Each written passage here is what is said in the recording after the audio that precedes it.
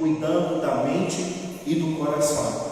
A relação da saúde mental e da vida com quem? Com Deus. Bom, a teologia, e mais precisamente a antropologia bíblica ou antropologia teológica, define o homem, certo, como sendo um homem que possui duas partes. Uma parte chamada parte material, que é o corpo, que é a mente, que é o coração, e a parte imaterial, conhecida como alma e ou espírito, certo? Ou só espírito ou somente a alma, certo? Então aí o conceito teológico está dividido entre dicotomia, certo? E tricotomia. Então, os que acreditam que o homem é dividido em três partes, eles acreditam que o homem é corpo, alma e espírito. E existe outro grupo dentro da teologia, do qual eu penso ser o mais coerente dentro da estrutura bíblica e da teologia bíblica, são aqueles dicotômicos, certo? Que o homem é de corpo, certo? E de alma e espírito, ou espírito, melhor dizendo, certo? Então, dentro dessa perspectiva, a gente precisa olhar para o homem também como tendo uma mente, como tendo um coração, e o homem também sendo essa parte material, que tem essa vida com Deus, essa relação com Deus, de maneira que, se uma parte dessa for afetada, a outra também será afetada.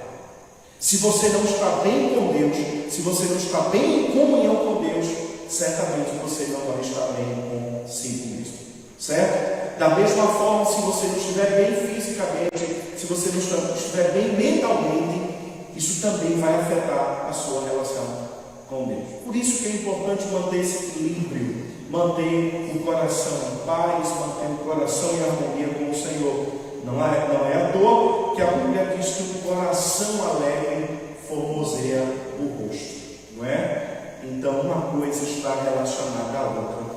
Pois bem, então, quando a gente fala de coração, a gente fala do centro do intelecto. Do centro do intelecto. E como é, então, que nós podemos encontrar na palavra de Deus as ações do coração que envolvem também a mente, que envolve a mente? Por exemplo, a palavra do Senhor, no Salmo de número 19, verso de número 14, diz assim: sejam agradáveis as palavras da minha boca e a meditação do meu coração perante a tua face, Senhor, rocha minha e redentor meu. Então observe que é através do coração que vem a meditação. Nós meditamos no coração. Então sejam agradáveis as palavras da minha boca e a meditação do meu coração. Coração aqui é intelecto, coração aqui é mente. Coração aqui não é esse músculo que está bombeando aí o seu sangue. Não, coração aqui é intelecto. É de onde emanam todas as nossas reflexões. E também a palavra de Deus, ela é escondida em nossos corações. Aonde? Em nossa mente. Porque a palavra do Senhor diz no Salmo 119, verso de número 11: escondi a tua palavra no meu coração para eu não pecar contra ti. Onde é que nós escondemos a palavra de Deus? Em nosso coração.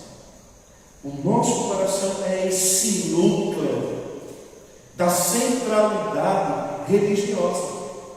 Por isso que a Bíblia vai dizer: o que se deve guardar, guarda o teu coração, porque dele procede as fontes para toda a vida. Tudo está neste núcleo centralizador que é o nosso coração. E também é no coração que nós guardamos a palavra de sabedoria. Por exemplo, no Provérbios 4, 21, a palavra do Senhor diz: não as deixeis apartar-se dos teus olhos, guarda-as no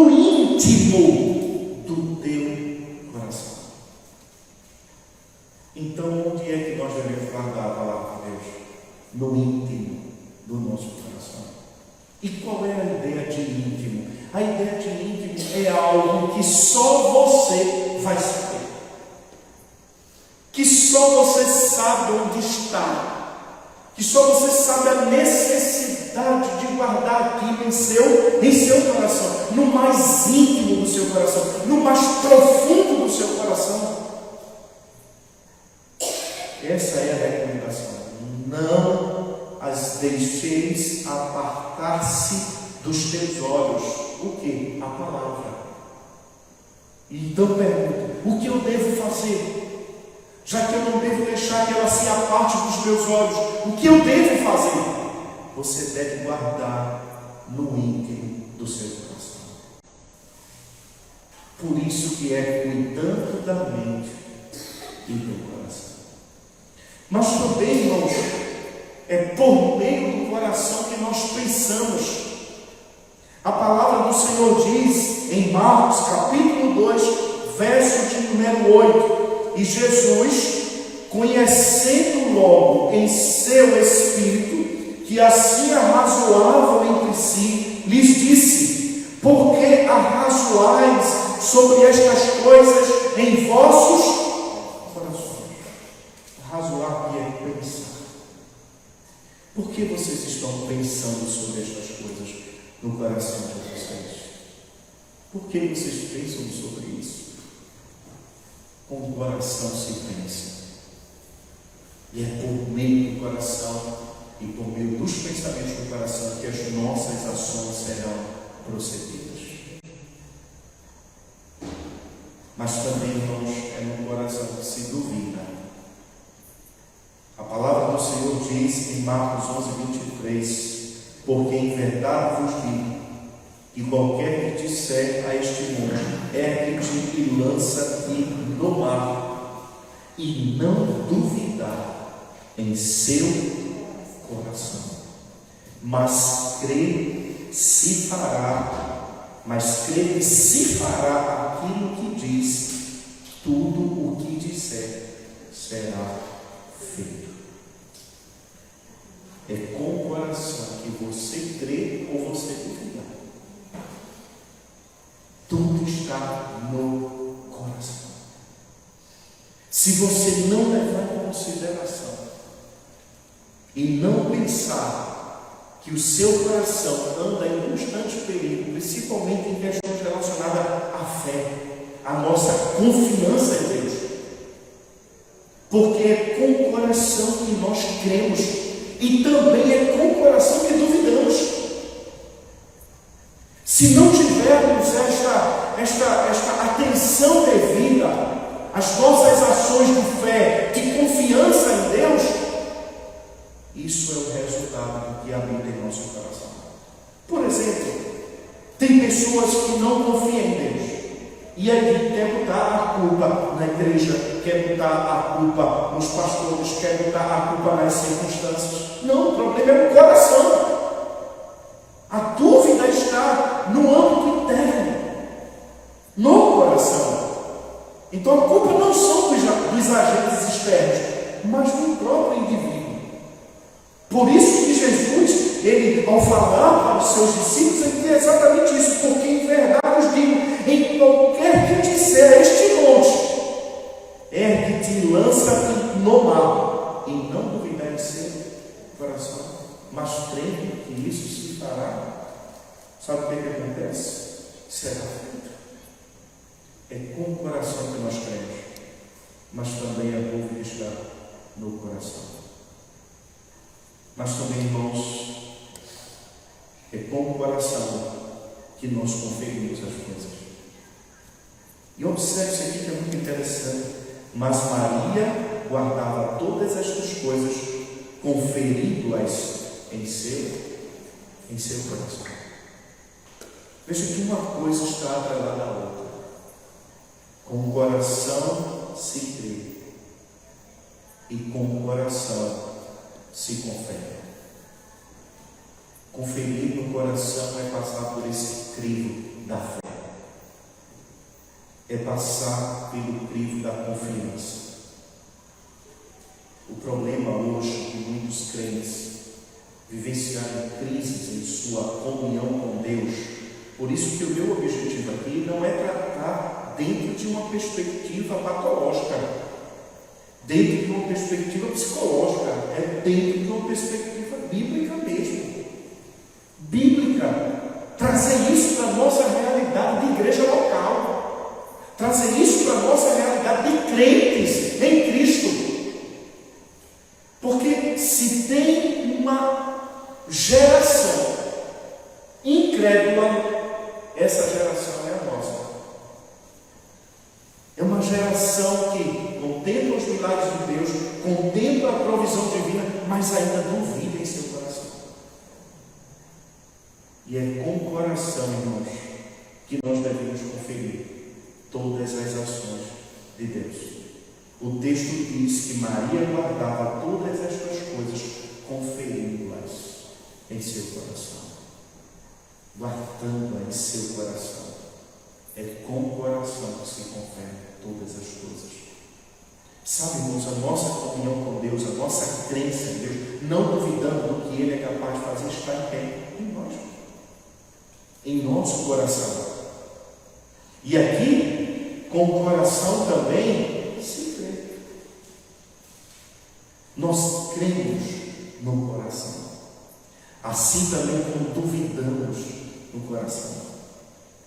E o salmista, e Paulo também escrevendo aos Romanos, vai falar sobre isso. Paulo diz: a saber, se com tua boca confessares ao Senhor Jesus, e em teu coração creres que Deus o ressuscitou dentre os mortos, serás. É com o coração que se crê. E observe que o termo crer aqui é confiar. Não é uma crença subjetiva, é uma crença objetiva. Essa confiança aqui, essa crença aqui, é a crença de que Cristo morreu, de que Cristo ressuscitou e que Cristo está à direita do Pai. Essa daqui não pode ser, não podemos levar em nenhuma circunstância a dúvida. Por quê? Porque isso nega a nossa validade como crentes em Cristo.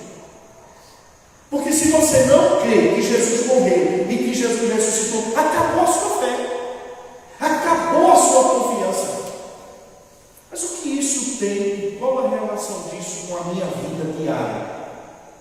Falta de confiança. Falta de equilíbrio espiritual.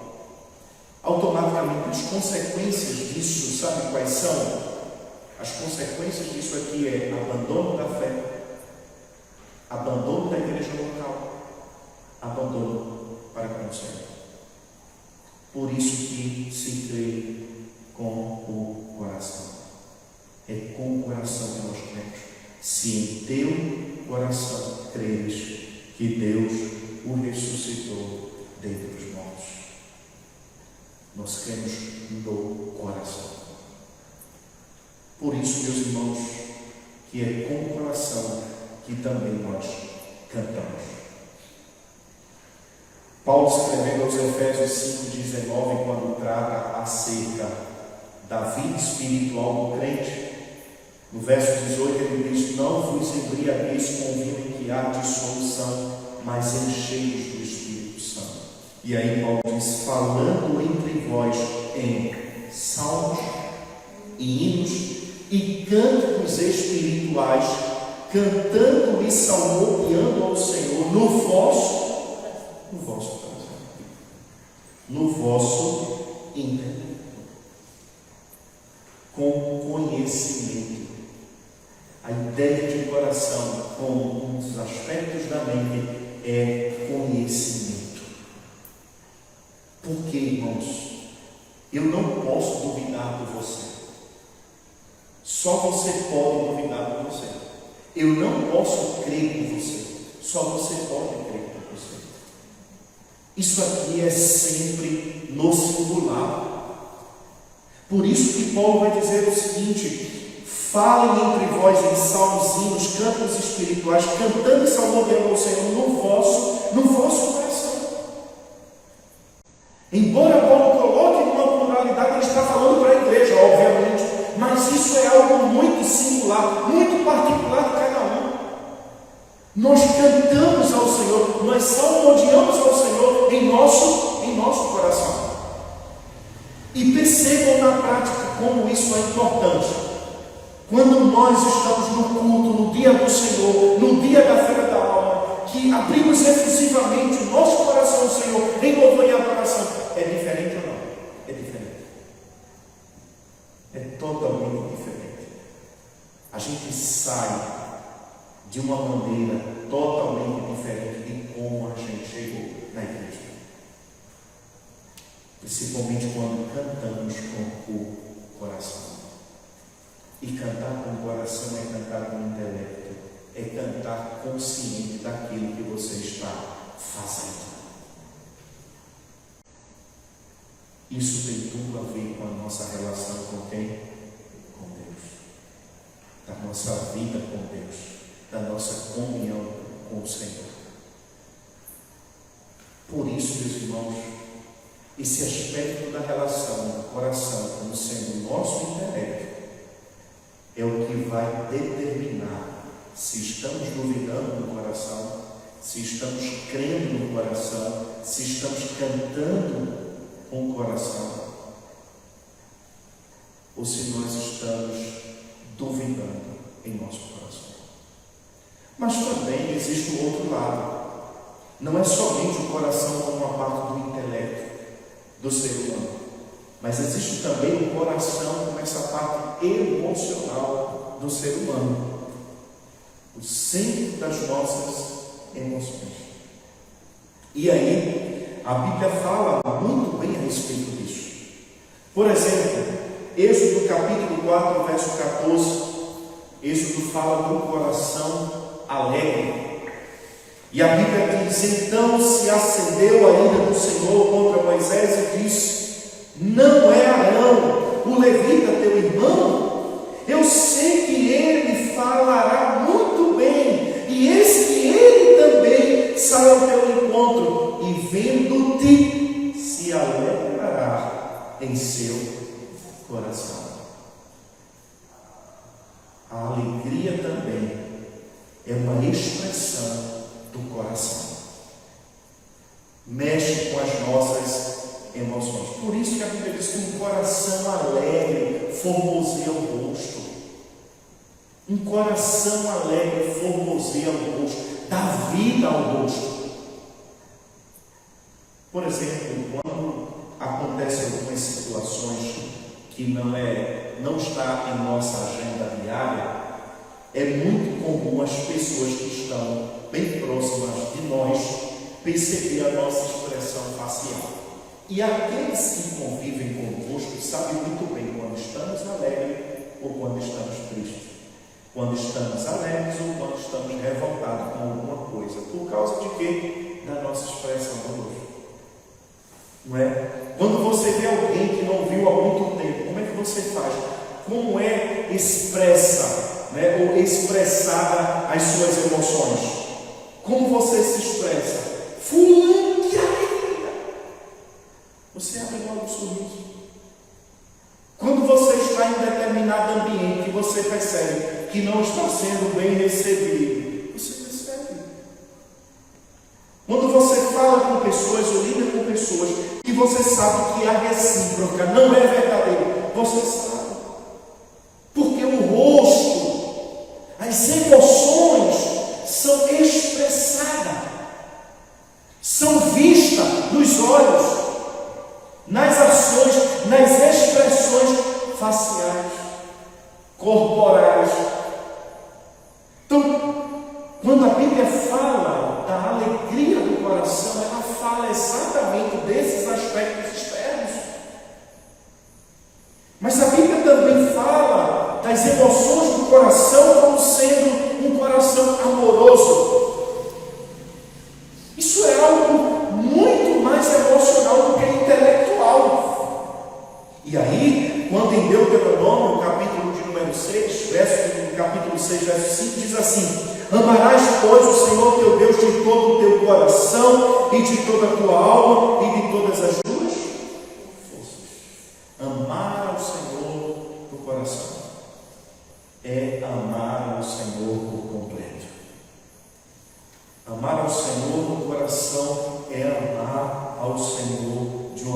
vida completa. É nos entregarmos por completo em amor ao Senhor.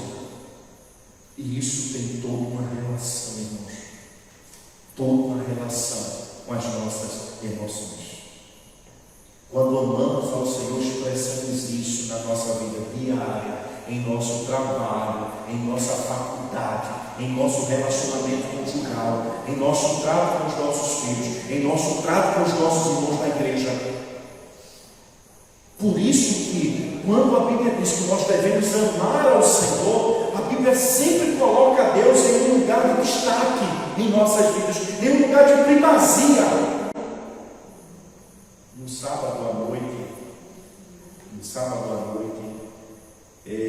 eu saí com meu filho Pedro. Não foi no sábado, foi na sexta-feira à noite. Eu saí com meu filho Pedro para dar uma volta com ele.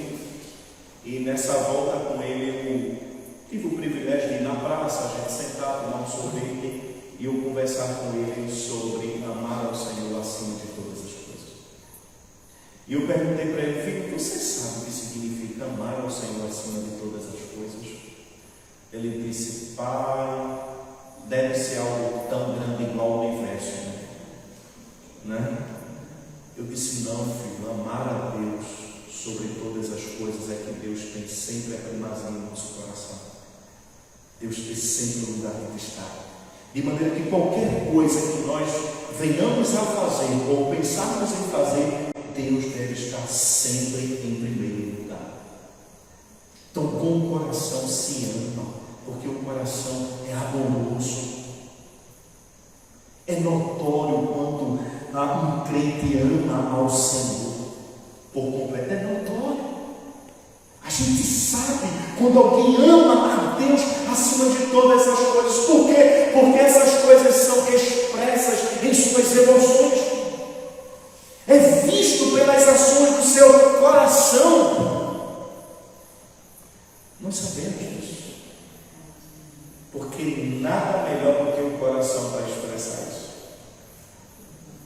Por exemplo, quando nós lemos o livro de Gênesis capítulo 4, quando os filhos de Adão e Eva foram apresentar ofertas ao Senhor.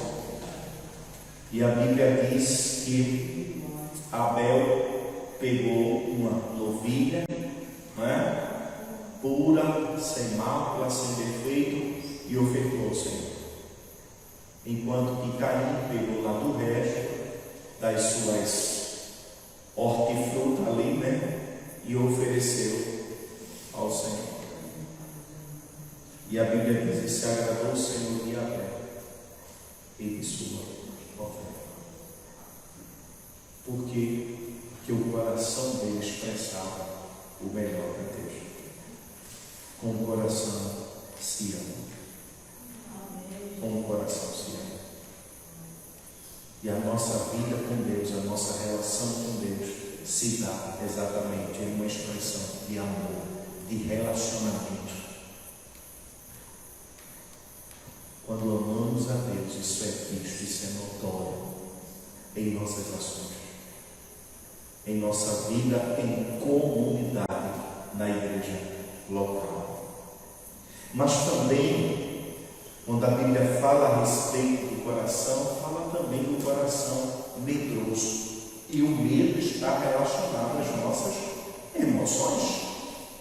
E aí, quando nós lemos Josué, capítulo 5, verso número 11, a palavra do Senhor diz: e sucedeu que, ouvindo todos os reis dos amorreus, que habitavam deste lado do Jordão, ao ocidente, e todos os reis dos cananeus, que estavam ao pé do mar, que o Senhor tinha secado as águas do Jordão, de diante dos filhos de Israel, até que passassem, desfaleceu-lhes o coração, e não houve mais ânimo neles por causa dos filhos de Israel. Nessa guerra contra os filisteus, eles foram desanimados em seus corações por causa dos filhos de quem? Israel. Então, o medo também é uma expressão emocional do coração. Do coração. Lembra dos discípulos? mas precisamente de Pedro, quando estava caminhando por sobre as águas, Pedro temeu em seu coração. Ele teve medo e ele começou a submergir. Então, as expressões de medo também é uma expressão do coração. A emoção, ela tem toda a relação com o coração. Todas as nossas emoções, seja de confiança, seja de amor, seja de alegria, seja de medo, mas também de coragem. A Bíblia diz no Salmo 27, verso 14: espera no Senhor, anima-te, e Ele fortalecerá o teu coração. Espera, pois, no Senhor. Então, no coração que essa coragem, ela brota. Essa força, essa certeza de coragem que vem também do nosso coração. E coragem é uma ação emocional. É uma ação emocional. Então isso também provém de onde? Do coração. Nossas ações de coragem é uma expressão do coração. Do coração. Mas também é do coração que vem o arrependimento. O arrependimento de coração, a gente diz assim, né?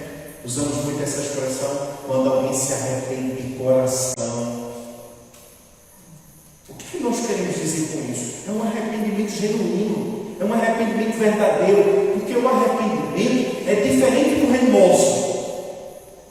O remorso, você chora aqui, você confessa aqui, você causa todo um escândalo, mas amanhã volta a fazer a mesma coisa. Amanhã você volta a praticar os mesmos atos. Amanhã você passa a jogar na cara de outra pessoa os mesmos erros dele do passado. Mas o arrependimento não. O arrependimento é uma mudança na mente. É uma mudança no coração. É uma mudança nas emoções. E aí a Bíblia diz o seguinte, em Salmo 51, verso 17: o sacrifício para Deus são o espírito quebrantado, a um coração quebrantado e contrito não desprezarás, ó Deus. E qual é a ideia de um coração quebrantado e de um coração contristado? É um coração que fica só o pó. Um coração profundamente arrependido. Um coração que de fato foi transformado pelo Senhor. E é interessante que às vezes quando se canta aquele hino na igreja, né? Dai-me um coração igual ao teu, meu mestre, dai-me um coração disposto a obedecer, cumprir todo o teu querer, dai-me um coração igual ao teu. Aí na outra semana o cara fala o culto. O que é um coração igual ao Senhor? Disposto a amar, disposto a perdoar, disposto a temer, disposto a servir. Como assim?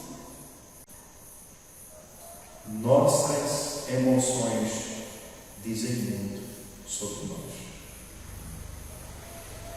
O arrependimento é uma das expressões mais notada no ser humano. Quando ele se arrepende de verdade, a primeira coisa que ele faz é mudar. Por isso que às vezes devemos levar em consideração certas conversões duvidosas. Quais são e o que eu quero dizer com isso? O que eu quero dizer com conversão duvidosas? Aquelas conversões que não produzem nenhum tipo de arrependimento no coração. Nenhuma mudança foi promovida, nenhuma mudança foi provocada. Como é que a pessoa está no Evangelho, está servindo a Cristo, mas ela não mudou em suas ações? Ela pensa como pensava no mundo, ela age como age no mundo. Então, como assim? O arrependimento é um arrependimento no coração. Por isso que Davi diz: o sacrifício para Deus são um coração coração quebrantado. Um coração quebrantado, a este Deus não resiste. E vale salientar aqui que as palavras de Davi é o contraste das ações de Saul, quando foi até os filhos de Amaleque. Deus havia dado a ordem que era para ele acabar com tudo, e ele poupou o rei de Amaleque e ainda trouxe uma vaca bem gorda para sacrificar ao Senhor, um boi bem gordo para sacrificar ao Senhor, dizendo: ó, certamente Deus vai se agradar desse boi, grande vai ser o sacrifício. Deus disse: volta lá, Davi, e diz volta lá, Samuel, e diz a Saul que sacrifício eu quero e não holocaustos. Melhor eu obedecer do que sacrificar. É no coração. E aí Davi diz: os sacrifícios para Deus é um espírito quebrantado. A este o Senhor não despreza. Deus não despreza um coração profundamente arrependido. Deus não despreza. Deus não rejeita. Mas também é no coração que vem os nossos anseios, né? A ansiedade, ela vem do coração. Vale salientar que, para o contexto do texto, a ansiedade aqui não é essa ansiedade patológica, gente, que nós conhecemos hoje. A ansiedade aqui é essa busca incessante pelo amanhã, por aquilo que ainda não conquistamos, mas vivemos desesperados. E aí o salmista diz o seguinte: a ansiedade do coração deixa o homem abatido, mas uma boa palavra o alegra. A ansiedade no coração deixa o homem o quê? Abatido. Por isso que um coração alegre formoseia o rosto, um coração abatido também aponta essa ansiedade do coração. E o problema é exatamente esse: quando o seu coração está o quê? Abatido. A ansiedade de Jó está abatido, está ansioso, está preocupado com alguma coisa. Por isso que eu abri este culto nesta noite falando sobre o quê? 1 Pedro 5,7: lançai sobre ele toda a vossa preocupação, toda a vossa ansiedade, porque ele tem cuidado de vós. Ele tem cuidado de vós. Deus tem se preocupado com você. Então Salomão diz: a ansiedade no coração deixa o homem abatido. É horrível quando nos preocupamos com o amanhã. Pense numa coisa difícil. Nem raiou o dia e a gente já está acordado, desesperado, perguntando a Deus como vai ser hoje. Não é? E aí eu me lembro das palavras de Jesus lá no Evangelho de Mateus, capítulo de número 6, do verso 25 em diante, quando ele diz para os seus discípulos: não vos inquieteis com o dia de amanhã, nem pelo que comer, nem pelo que beber, e nem pelo que vestir. Quem se preocupam com essas coisas são os gentios. Vocês não. Estão vendo as aves do céu, não plantam e nem semeiam. Porém Deus nunca deixou faltar o seu alimento. Está vendo os lírios do campo? Nem Salomão em toda a sua glória se vestiu como eles. Mas o sol vai bater, ele vai secar, e amanhã não vão servir para nada, vão ser lançados no fogo. Mas veja, Deus não deixou a beleza dos lírios do campo. Deus cuidou dos lírios do campo. E se Deus cuidou e cuida das aves e cuida dos lírios, por que Ele não vai cuidar de vocês? Então por que vocês estão preocupados? Por que vocês estão ansiosos com o dia de amanhã? O vosso Pai Celeste é quem vos dá todas estas coisas. Então, por isso que é do coração ansioso que a Bíblia também fala. A ansiedade no coração deixa o homem abatido, mas a palavra, uma boa palavra, o alegra. Do coração irado, a Bíblia também fala do coração irado. Toda ira vem do coração. A Bíblia diz assim, Provérbios 19:3: a estultícia do homem perverterá o seu caminho, e o seu coração se irará contra quem? O Senhor. A Bíblia também fala do coração irado, daquele coração perverso, de um coração que maquina o mal, de um coração que planeja o mal. E é exatamente isso. A estultícia do homem perverterá o seu caminho, e o coração se irará contra o Senhor. Aquilo que o homem maquina, a sua astúcia, como a gente chama, né? É que leva o homem a um caminho errado e perdido. Então é do coração que vem a ira. Do coração que vem. Mas, irmãos, como conciliar a saúde mental, o coração, alinhar? A gente chama em aconselhamento bíblico alinhar o coração com o Senhor. Só existe uma forma, e essa forma é bíblica. E Paulo pensou sobre isso. E aí eu quero convidá-los para juntos fazermos a leitura de Filipenses capítulo 4, verso de número 8 e 9. Filipenses 4,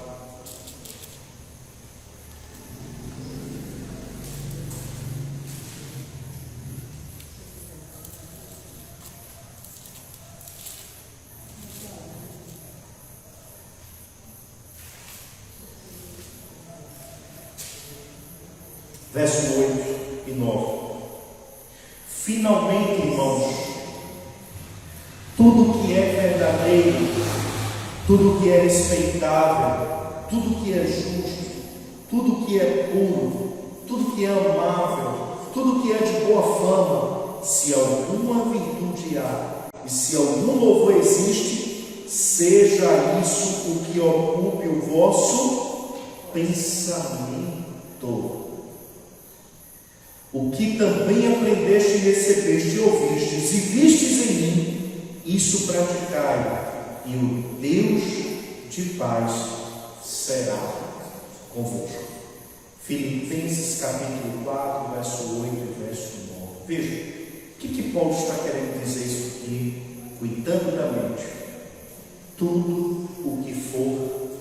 Veja o que Paulo destaca aqui. A quantidade de termos, de palavras que Paulo faz questão de destacar. A pergunta é: o que é que deve ocupar a mente de um crente? O que é que deve ocupar a mente daqueles que creem em Cristo, que confiam no Senhor, que não vão andar ansiosos por coisa alguma, conforme o verso de número 4, o verso de número 6. Aí Paulo diz: tudo que for verdadeiro. Então, se Paulo está falando de algo que for verdadeiro, Paulo está dizendo o contrário. Olha, que nada falso, enganoso ocupe a mente de vocês, mas tudo que for verdadeiro. Somente o que for verdadeiro, Paulo diz não, mas aquilo também que for nobre. Outras versões usam o termo respeitável. Tudo que for respeitável. Ô Paulo, o que é que deve mais ocupar a mente de um crente? Paulo diz aquilo que for correto. O que for correto, o que não foge da linha.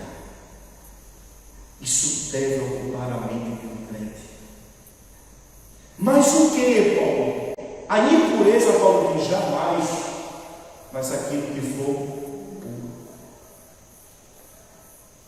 Não há nada melhor do que pensarmos de uma maneira pura as coisas.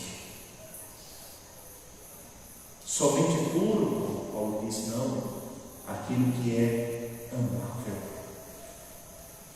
Aquilo que é amável, aquilo que traz a alegria ao coração, aquilo que você faz porque você ama, e é isso que você deve pensar, no que é amável. Mas somente isso Paulo diz, não, o que é de boa fama. Pense sempre no contraste aqui, sempre no contraste. Você deve pensar naquilo que é só de boa fama. Paulo diz, não, se houver algo de excelente ou digno de louvor, pensem nessas coisas. Se há louvor, se há gratidão, se há tributo ao Senhor, pensem nessas coisas. Alinhar o coração com Deus, alinhar a mente com Deus, é exatamente ocupar a mente do que é verdadeiro, do que é nobre, do que é puro, do que é correto, do que é amável, do que é de boa fama e o que vai redundar em louvores ao Senhor. É isso que deve ocupar a nossa mente. São essas coisas que devem ocupar a nossa mente, o nosso coração. Pois são essas coisas que vão controlar os nossos passos, as nossas ações, a nossa maneira de pensar, a nossa maneira de agir. Você já imaginou uma mente que pensa em tudo que é enganoso, que é mentiroso? Uma mente que pensa em tudo que não é aprovado, mas é reprovável? Uma mente que se ocupa de tudo aquilo que não presta, que não há retidão? Por isso que Paulo diz que essas coisas ocupem a mente de vocês. Isso também serve para nós. Irmãos, alinhar o coração com Deus é pensarmos nessas coisas. E não é uma vez por semana, são todos os dias. Porque quando estamos com o nosso coração alinhado com Deus, estamos em paz com Deus. E a Bíblia diz no verso número 9, o que vocês aprenderam, o que vocês receberam, o que vocês ouviram e viram em mim, isto praticar. É uma ordem que Paulo está dando para a igreja. E eu pergunto ao texto, Paulo, e qual será o resultado disso? Qual será o resultado? Paulo diz, o Deus de paz guardará a vossa mente e o vosso coração. Ele guardará todas as nossas emoções. Esse texto aí, pastor, ele já está abrangendo. Salmo 19, verso 7. Esse texto aí vai abranger Isaías 8. Exatamente. A riqueza da fonte insondável e inesgotável que é a palavra de Deus para o nosso coração, guardando a mente e o coração, a saúde mental e a vida com Deus. Mas o que é mais importante e relevante para nós aqui, irmãos? Como eu disse desde o início, meu objetivo não é tratar das questões psicológicas, mas as questões bíblicas e teológicas. Então, a vida com Deus. Como ter uma vida saudável com Deus? Primeiro, se apropriando dos meios de graça. E eu já preguei sobre os meios de graça aqui. Eu já ensinei sobre os meios de graça aqui. Deus nos deu tudo o que nós precisamos. Tudo o que nós precisamos. Tudo o que nós necessitamos está na palavra de Deus. Se quisermos alinhar o nosso coração com o Senhor, é necessário nos apropriarmos dos meios de graça. E começa, sabe por quê? Sabe por onde? Pela leitura da palavra de Deus. Todos os dias nos alimentamos da palavra de Deus. todos os dias, nos alimentarmos da palavra de Deus. Isto é incomparável para nós. Isto faz com que o nosso coração seja alinhado com o do Senhor. Mas somente a leitura da palavra não, a oração. Porque a oração é o meio que Deus proveu a fim de que o homem venha ter com Ele um relacionamento contínuo. Tem coisa melhor do que a oração. Quando abrimos efusivamente os nossos corações diante do Senhor. A meditação na palavra, que é aquela meditação diária, onde ocorre o que nós chamamos de ruminação. A ruminação, a meditação bíblica, a meditação cristã é diferente da meditação oriental. Na meditação oriental você tem que esvaziar a mente. Na meditação bíblica você tem que encher a mente. Com o quê? Com a palavra de Deus. E é quando você passa o dia meditando na palavra de Deus, meditando na palavra de Deus, meditando na palavra de Deus. Ainda ontem aconteceu uma coisa muito interessante. Eu me levantei mais cedo ontem, me levantei aproximadamente às 5h13 da manhã, aí desci, ia levar meu filho para a escola e ia para a faculdade. E abri a Bíblia em Provérbios, capítulo de número 9, e meditei o Provérbios todo, capítulo 9, mas o foco foi no verso 10. O temor ao Senhor é o princípio da sabedoria. Parte A, primeira estrofe da poesia. E eu fiquei ali, temer a Deus, temer a Deus, temer a Deus, temer a Deus. E fiquei meditando sobre isso. Fui embora para a universidade, deixei meu filho na escola, fiz o devocional na escola e fui embora para a universidade. Passei o dia com aquele versículo na cabeça. O ambiente exige de mim temor a quem? Ao Senhor. Eu digo, é sobre isso. Eu já vim meditando sobre amar a Deus. E depois eu preciso temer ao Senhor. Passei o dia, estacionei o carro, passei o dia. Quando eu fui pegar o carro por volta das 17h32, meu carro estava sem as duas placas. Levaram as duas placas do meu carro. E de pronto a palavra de Deus veio no meu coração. A gente fica, né? Eu vou voltar para casa. Veio o transtorno. Se pegar essa placa, se já estão roubando por aí, praticando homicídio, a gente pensa em inúmeras coisas. Inúmeras coisas. Eu poderia já estar até preso, porque se foi pela manhã, eu cheguei às 8h58 da manhã, eu estacionei no carro. Por que tão preciso, pastor? Porque eu disse, eu ainda tenho tempo de tomar um café e ir ao sanitário correr para a sala de aula. E quando eu volto às 17h32 que eu olho, cadê as placas?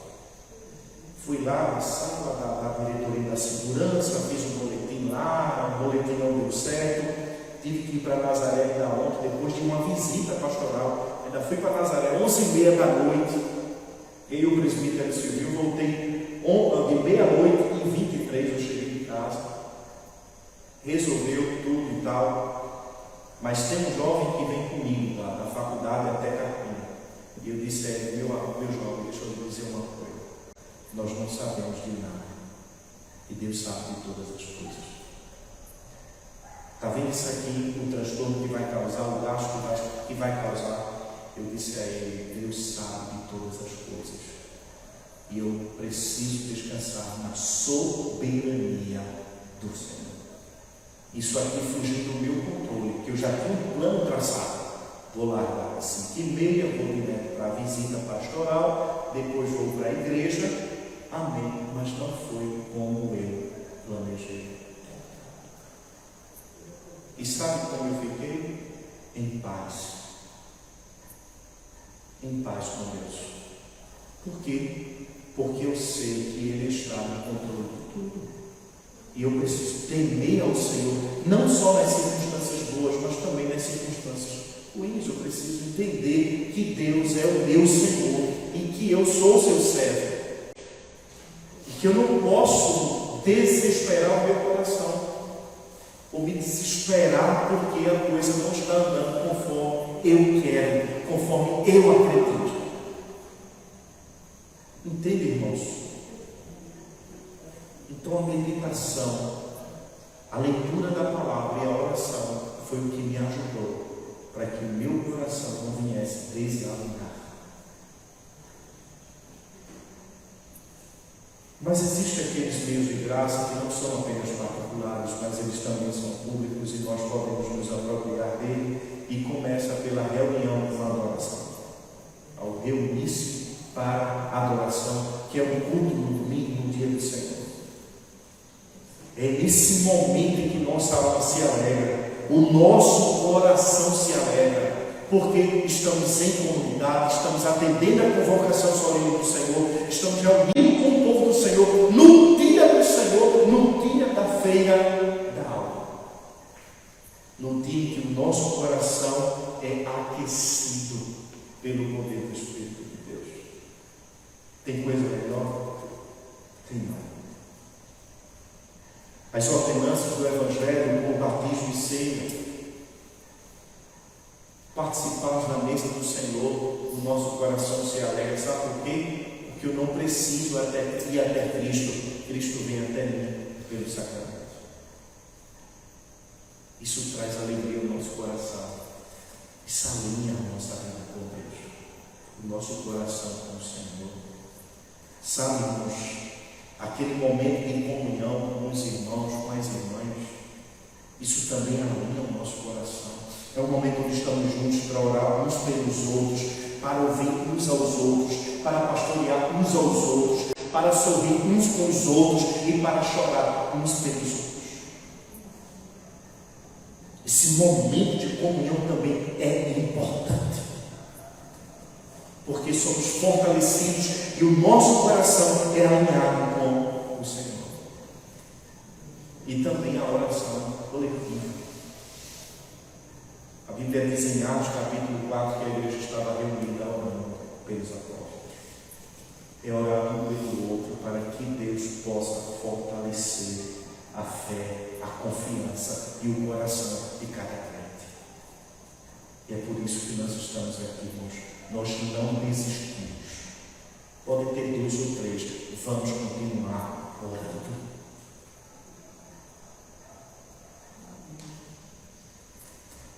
Irmãos, a nossa saúde mental, ela depende da nossa saúde espiritual. Se você estiver bem com Deus, tudo vai estar bem, ainda que não esteja no seu controle. Agora, se você não estiver bem com Deus, certamente as outras áreas da vida serão mais difíceis. Por quê? Porque devemos alinhar o nosso coração com o Senhor. E a vida com Deus tem tudo a ver com a nossa saúde mental. Alguém já disse: mente sã, corpo sã. A minha oração é que o Senhor nos ajude a nos deleitarmos e confiarmos em Sua palavra. E sabermos, irmãos, que a nossa vida está nas mãos do nosso Criador. E devemos orar todos os dias para que Ele guarde a nossa mente e o nosso coração em Cristo Jesus, como disse o apóstolo Paulo.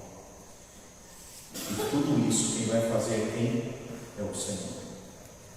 Amém, meus irmãos? Que o Senhor nos ajude e que Ele aplique a Sua palavra em nossos corações. Vamos orar ao Senhor. Bendito Deus, graças te damos, bendizemos ao Teu nome, Senhor, na beleza da Tua santidade. Ajuda-nos, ó Deus, tem misericórdia de nós, ensina-nos a confiar no Senhor. E o que for verdadeiro, o que for puro, o que for correto, o que for amável, o que for de boa fama, Senhor, o que há louvor, que isso ocupe a nossa mente e o nosso coração. Nós bendizemos ao Teu nome, Senhor, porque confiamos no Senhor. e queremos andar sempre de acordo com a tua vontade. Ensina-nos a amar os teus mandamentos, ensina-nos a obedecer a tua palavra, Senhor, e que o Senhor guarde a nossa mente e o nosso coração em Cristo Jesus, pois afinal de contas, tu és o Deus de paz. Graças te damos por tudo, em nome de Cristo Jesus. Que a graça do nosso Senhor Jesus, o amor de Deus, o nosso bondoso e eterno Pai, as consolações e comunhão do Espírito Santo, seja com toda a igreja hoje, para todos sempre. A igreja diz: amém. Que Deus abençoe meus irmãos e irmãs, em nome de Jesus.